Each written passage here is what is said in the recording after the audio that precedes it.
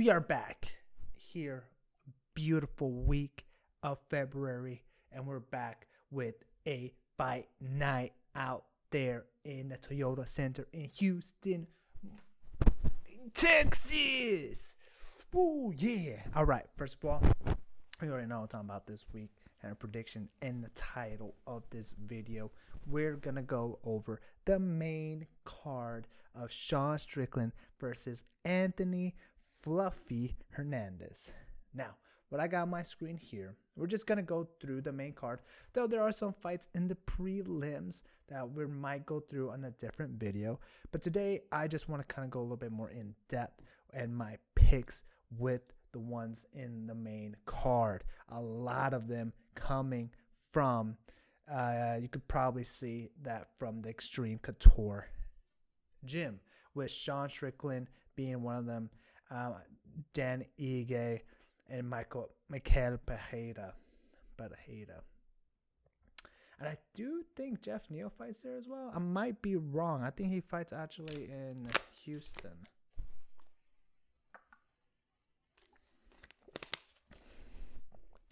Nevertheless, we're going to go down. And we are going to start here with Mikel Pereira versus Zach Reese. Now, for a lot of people understand this, Mikel Pereira, crazy type of striker. This guy is very interesting. He is fun to watch. Looking over here, obviously he has a lot of battle experience. The only problem is he is extremely unpredictable in terms of his fighting. Most of the time, I don't even know if he wins or not. He gasses out a lot. He tried to go down to welterweight. It's extremely big, dude. I mean, he could barely make it to middleweight. But the problem with him is that unless he doesn't overwhelm you, doesn't knock you out, he kind of does get tired pretty quick in the round. He is definitely a one-round type of fighter. Get him to the second or third, and trust me, man, you're more than likely going to beat him. However, Zach Reese is a lot not that battle-tested, only 10-2. He is coming with a 2-fight winning streak, currently fighting out at the War Training Center, Shiner, Texas. He's another Texas contender. And his last loss was being back in 25 against Azamat Bekoev. And his last win was, again, in 2025. He was extremely busy. He had 4 fights. This guy has been busy. He had a win against Dusko. He had a no contest versus Cedric Dumas, but he did rear naked choke against Jackson McVeigh. Now, this guy has power. He has finishing ability. I just don't trust Mikel Pereira to really overcome this, especially where the fight camps where he's coming from. Extreme Couture is notoriously known not to say anything like bad from that fight camp.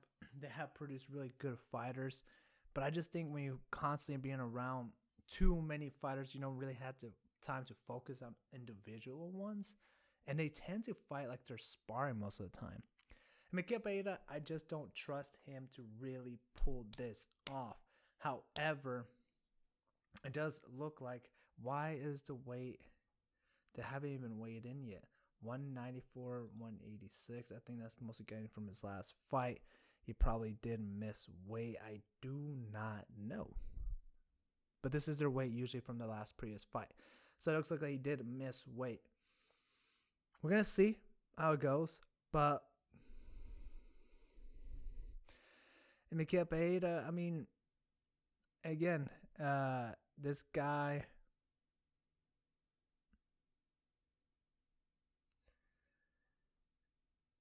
he's just, his last win wasn't since 2024 against Eor Puteira. Mikel Pereira is on a currently 3-fight losing streak against Anthony Fluffy Hernandez, against Abus Magomedov, and against Kyle Dakaus. You know, he was coming off in a good streak before that. I mean, literally, crazy enough, he lost against Diego Sanchez back in 2020, and he was on a tear. one, two, three, four, five, six, seven, 8 fight winning streak before his last three. Man, this is a tough one. This is not easy.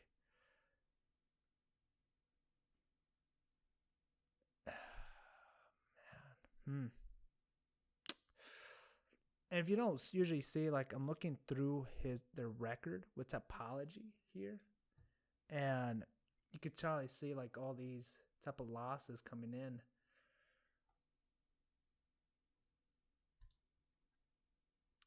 And you know what? I might go against I'm pretty good at main cards. All right, prelims not so good. I have a strong feeling that Miguel Pereira is actually gonna take this. He has to come over this slump, and I do think he's fun in the organization. Look, he's very charismatic. He has character, and I think he's able to overcome Zach Reese. Zach Reese has not been fully battle tested yet.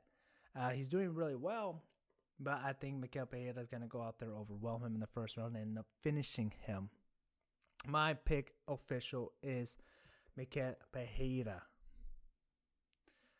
Moving on, Jacoby Smith versus Josiah Harrell. Now, both of them are undefeated. Very similar build. Like, if we're being honest, Josiah Harrell just looks like the lighter skin version of Jacob Smith, right? Except he has bigger calves. But beside that, like, they're very similar in build. Jacoby Smith is slightly taller. Not slightly, he's 3 inches taller, right? And Josiah Harrell, he's built more like a tank. He's shorter, he's like 5'7", but he's fighting at the welterweight. So this dude is thick, he's packed. Now, very interesting. I want to see his record. Josiah Smith, right here. Where is it? Jacoby Smith. We're going to go through Jacoby Smith first. All right, currently he's in an 11-fight winning streak. Most of them by finish. There the face. Only has 1 submission win, but most of them were first round knockouts. Crazy. He's beating people like Nico Price, which Nico Price, obviously, we already talked about this dude. He's got to retire at that point. Preston Parsons and Christian Savier. This is all in the UFC.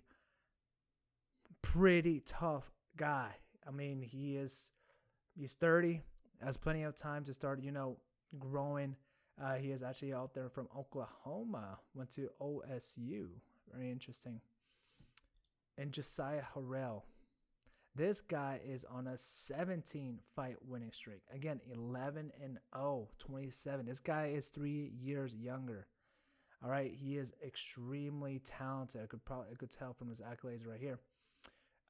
He is an overall fighter. I like this. 4 submissions wins, 6 wins by knockout. And this is actually his. So he is coming in. Probably, I wonder if this is a late replacement. Because this is his first UFC fight. But man, look at this. He has been in an insane winning streak. I'm actually really interested in this fight. I think this is going to be one of those very slept on fights. Very interesting. We're both undefeated. This guy has a little bit more experience. However, Jacoby has been fighting better opponents in the UFC. You know what? I'm going to go with Jacoby. I think Jacoby gets this done, but I think this is a good start for Josiah Harrell. We'll see how he does in a welterweight. Just because welterweight, obviously going to be dealing with a lot taller opponents. If he could go down to lightweight, I think it will be a lot more beneficial. But again, this dude looks like he is super jacked. And the problem with super jacked guys in the heavier weight classes, they do tend to get tired quicker, a lot of muscle to move. But my official pick is going to be with Jacoby Smith. I could see him finishing him in the 2nd or 3rd round. It looks like this guy he's tough. I mean, if it goes to a decision, I would not be surprised. But Jacoby Smith is my official pick, and I have a problem too. A lot of people say like I glaze in a fighter and then I go with the other one. I'm not trying to give more respect to both sides, but again, I think in this situation, Jacoby Smith just has a better experience because he's been fighting better opponents. He's been in the UFC while this is Josiah's first fight in the UFC. Now, moving to the heavyweight. I hate this weight class. I said a lot of times about this weight class, how much I despise this weight class. We're going to go over through Sergey Spivak. Now, Sergey Spivak, my apologies. Obviously, tons of submissions, lots of KOs wins, but also a ton of losses by KOs. This guy, he is definitely a good journeyman, to say. Nonetheless, no disrespect, but he's just anytime he fights against someone in the top 5, top 6, he tends to crumble.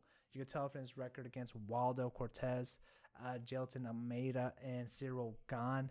I mean, his best win was against Derek Lewis, but Derek Lewis has been on a slump right now.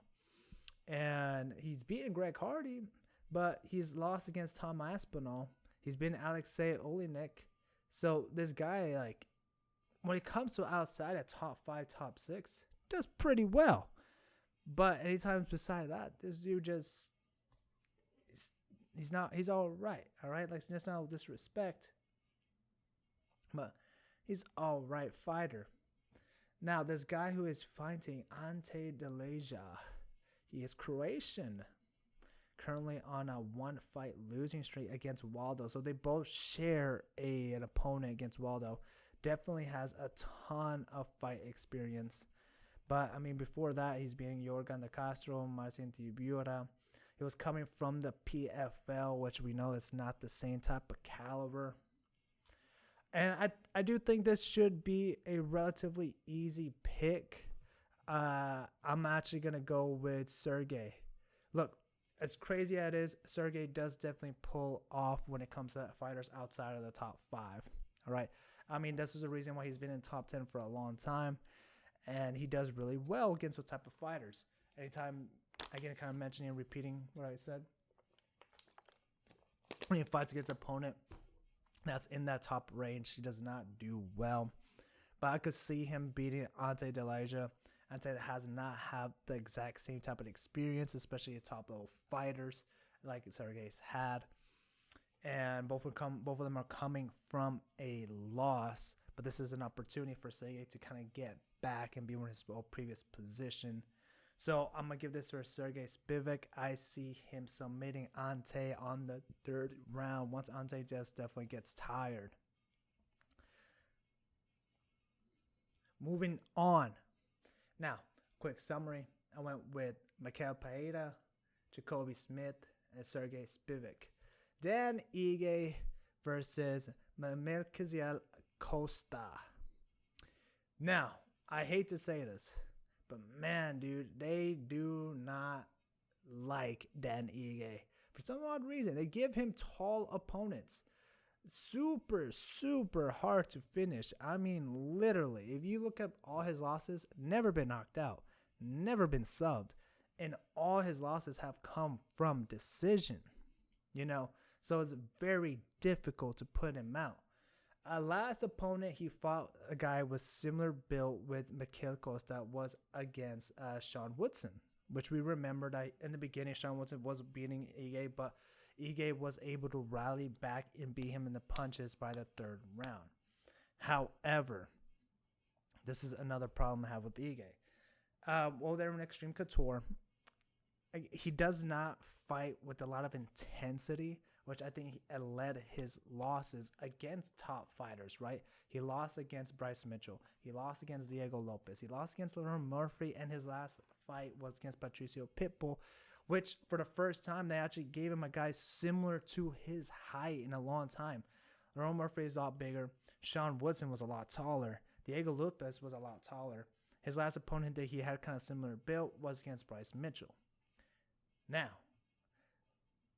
I'm actually gonna go, but before you probably could guess what I was gonna say. I was gonna go with Danny Ige. I like the dude.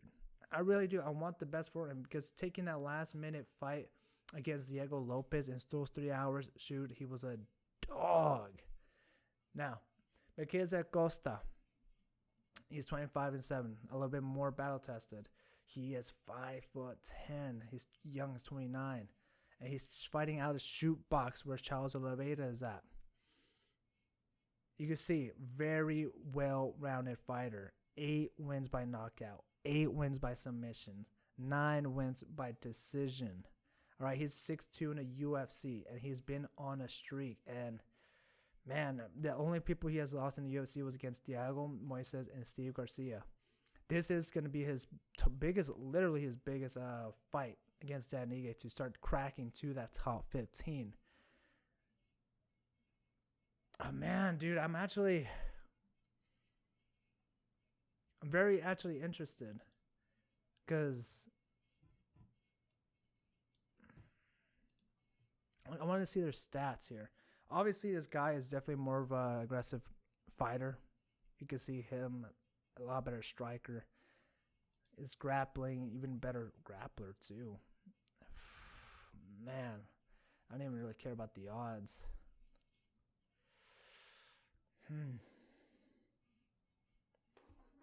I want to be proven wrong. I want Dan Ige to win. I really want him to win. And by proven wrong, as I didn't mean like Dan Ige to lose. No. I really want to be right in my pick again with Dan Ige. I like the dude. He's been a vet. He's fought in the who's who.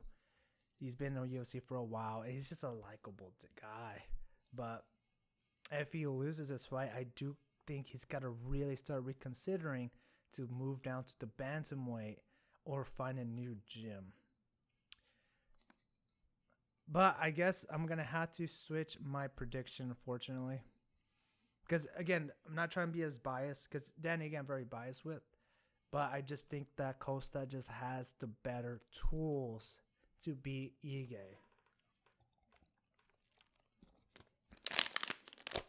Especially he's running on a streak. He has the momentum. And if there's anybody who could stop the momentum, it's probably Ige, but he hasn't really done that. Right? He didn't stop the momentum of Murphy. He was winning those first round, but then he got tired and got overwhelmed. He didn't stop the momentum when Bryce Mitchell was like on a tear, and didn't stop the momentum against Lopez, in which he was kind of gone on top of him in the last round. But the first 2 rounds, he just, and again, that was like a super short notice. He did stop the momentum with Sean Winston. Man, my official pick, prediction of winning, unbiased and clear thought, I'm going to have to go with Costa.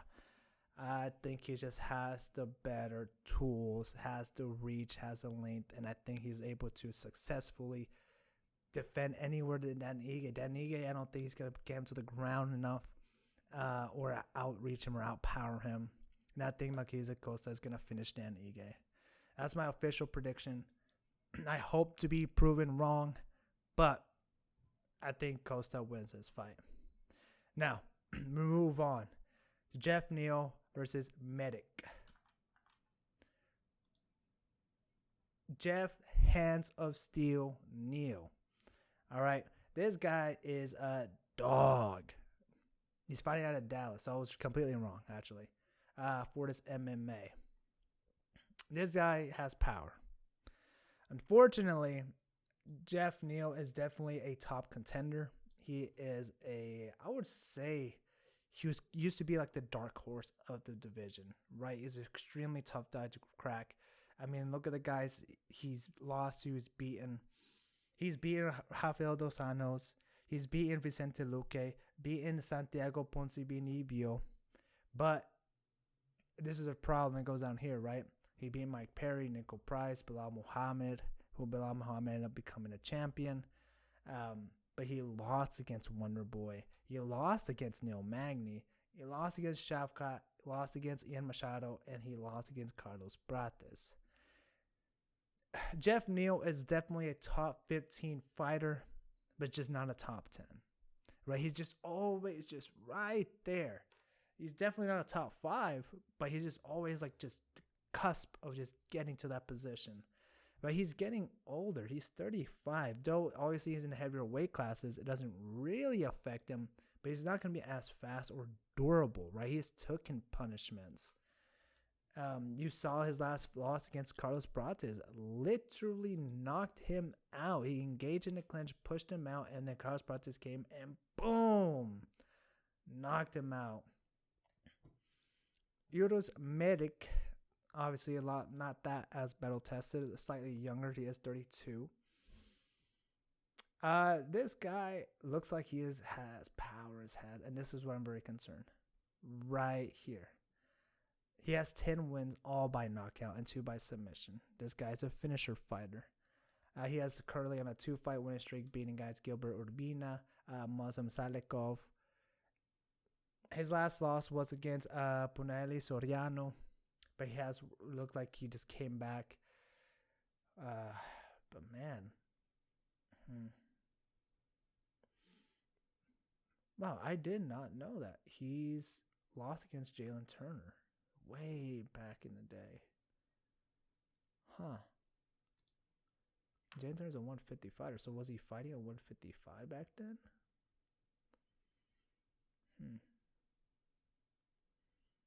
He's been pretty busy. 9 fights in 4 years. Roughly about 2 fights in a year. Man. He doesn't give me top 15 vibes. I'm going to have to go with Jeff Hands of Steel Neo. And the only reason I'm going to say this, though Jeff was knocked out in his fight against Carlos Prates, I think Jeff was knocked out because of his poor decision making that Carlos Prates made him to be baited in that situation. Because it was pretty close. All right, Jeff had some moments against Prates. Let's just not forget about that. You know, people forget, man. But Uros Medic, I just don't see him cracking that top 15. And I just don't see him beating Jeff Neal. Can he knock out Jeff Neal? Yes. That's my concern. Jeff Neal had his pretty much chin compromised in his last fight. So this really kind of goes down to, does Jeff Neal's chin still hold up? He's 35. I would hate to see him lose. But my official prediction, I'm gonna go rooting for Jeff Neal in this fight. He's a top 15 guy. He is thorough. He is definitely a strong gatekeeper. If Uros cannot beat Jeff Neal, then he's not going to be in the top 15 anytime soon. But I think it's a great learning experience for Uros. I think Jeff Neal is able to make this nasty and beat him to the punch and probably knock out Uros in the second or third round. That's my official pick. I'm going here with Jeff Neal. Now, the one that we all been waiting for. The return of Sean Strickland versus the Anthony Fluffy Hernandez. Now, we all know about Sean Strickland. Extremely decision fighter. Never lost by submission. It has been knocked out twice against Alex Pereira, and pretty much the last time was against Zaleski back in 2018. However, you could definitely tell that this guy is pretty much, he's bred, man. Look, he lost against Alex Pereira, lost against Jared Cannonier, which I thought he beat Jared Cannonier.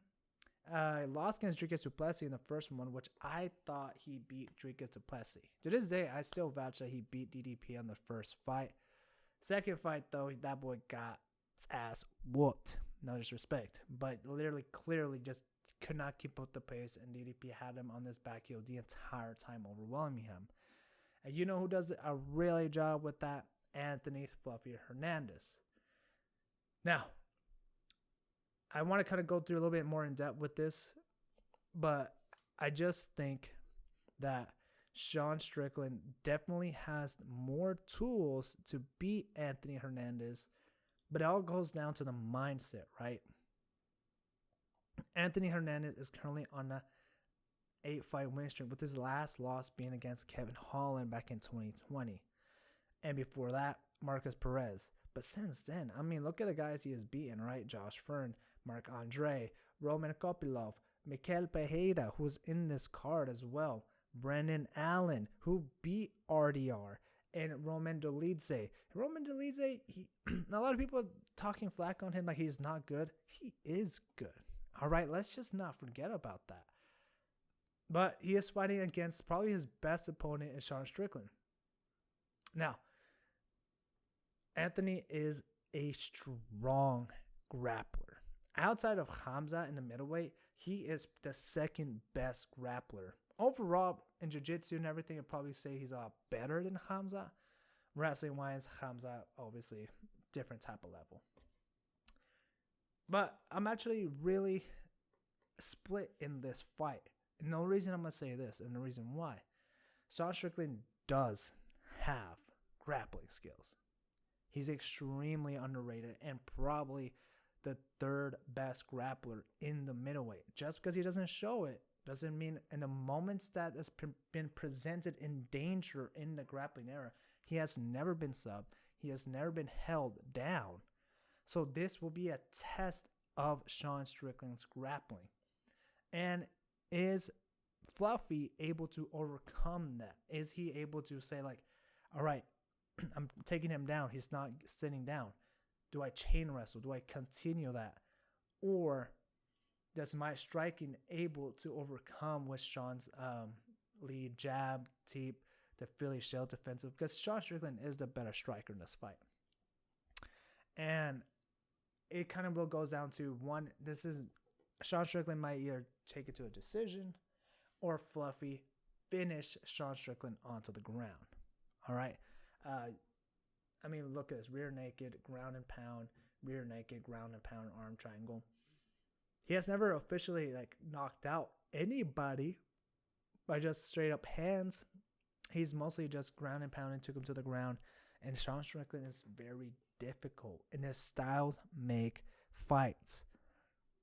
My only thing is, hypothetically, if Sean Strickland wins, what's next for that? But that's for a different video.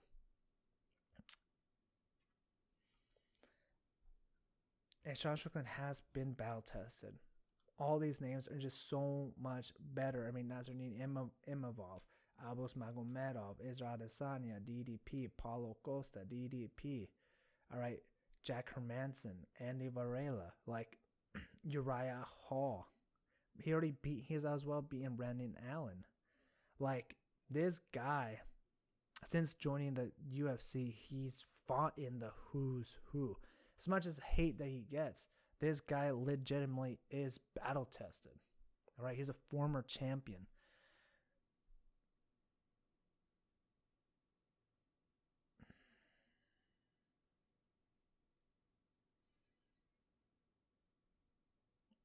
I had to go with my guts because Fluffy is coming in as the favorite, which is obviously very well respected.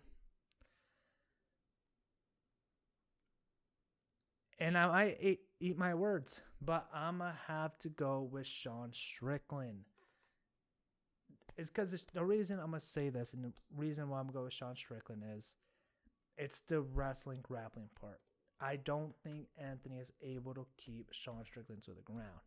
And I don't think Anthony's hands is even close to Sean Strickland. I do think Sean Strickland is going to win by a boring decision, all 5 rounds. And my problem is, like, what's next for Sean Strickland? I don't know what's next for him.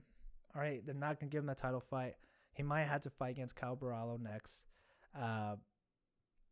Or rematch against Brandon Allen. Has been a long time.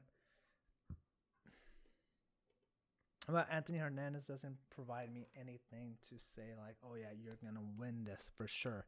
I don't think he's going to able to submit Sean Strickland. And he does not have that knockout power to finish Sean Strickland. I think Sean has a little bit more tools in his bag sets to beat Anthony. And this is a 5-round fight.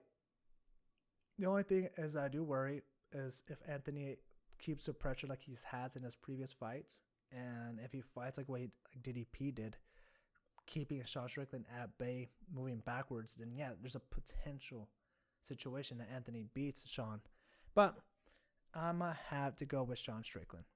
And this video is a lot longer than I thought it was going to be. And I'd like to see Anthony win. I like to see it. But my gut is just telling me about Sean Strickland winning.